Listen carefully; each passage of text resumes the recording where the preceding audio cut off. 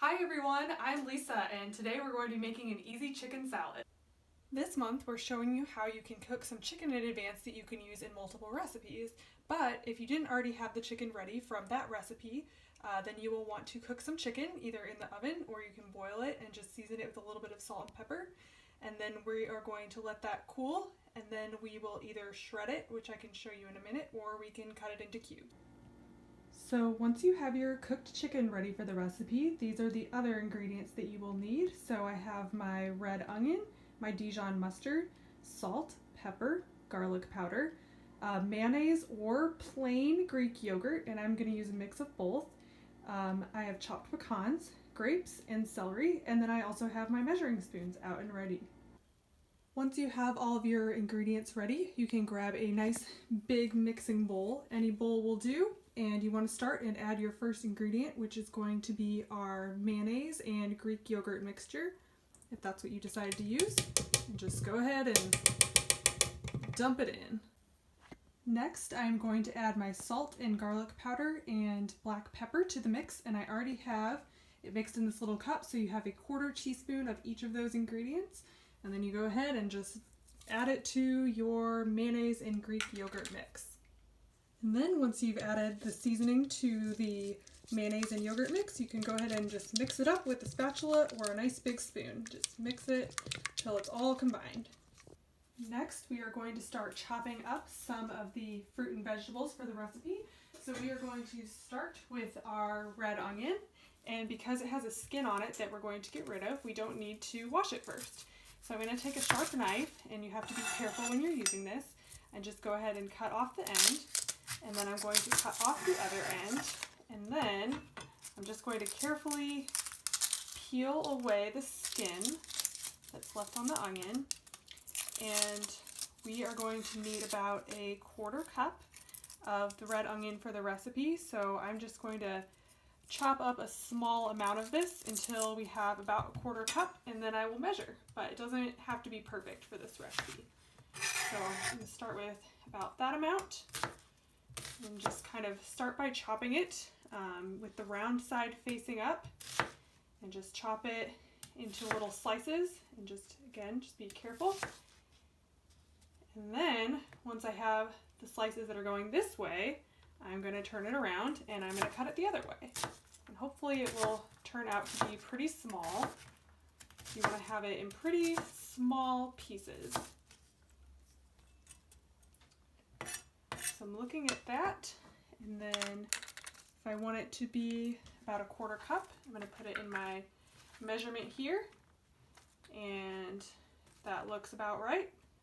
So I'm going to there we go, and then I'm just going to go ahead and add it to the bowl. I realized that I missed an optional step earlier. If you'd like to, you can take some Dijon mustard and go ahead and just squirt a little bit of that into you have to give it a good shake, but you can go ahead and squirt that into your mix as well. It just makes it a little tangy.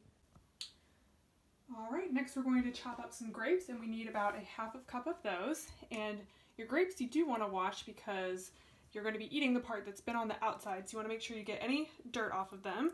And then you're just going to pull your grapes off of the stems. Once you have your grapes pulled off the stems, then you can go ahead and start cutting them into little pieces. So I like them pretty small, so you can kind of cut them in half.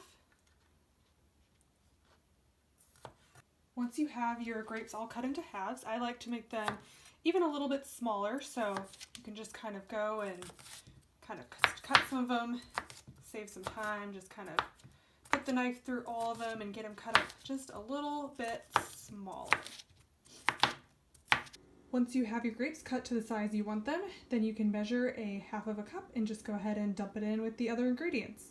If you want another alternative to grapes, you could also try raisins, cut up apples, dried cherries, or just something else that adds a little bit of sweetness.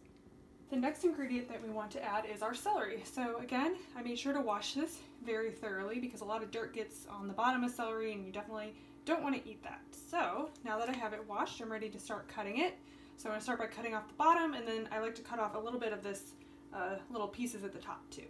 So I'm just going to start by doing that and just cut it to about where it turns green and not white. And then I'm just going to set those to the side. And then I'm going to cut the tops off too.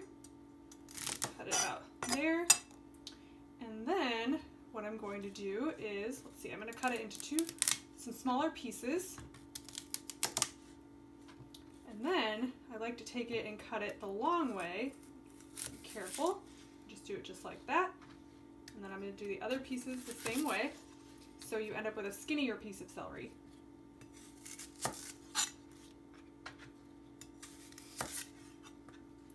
And then once you have your skinny pieces, you can put them together in a row like this, and you just cut them up real small, because you don't want big old pieces of celery that you got to chew on in your salad. You want to make them nice and small. If you want your celery pieces a little bit smaller, you can just kind of do the same thing you did with the grapes.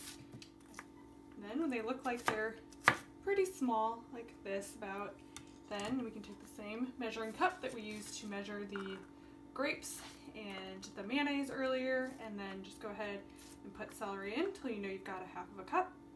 And then we are just going to go ahead and just add it to the bowl with everything else. The next ingredient is going to be our chopped pecans. You could also use walnuts or sliced almonds if you had those handy. And again, we're going to need about a half a cup. And it looks like these are already chopped up pretty good, so I am going to just put them into the measuring cup.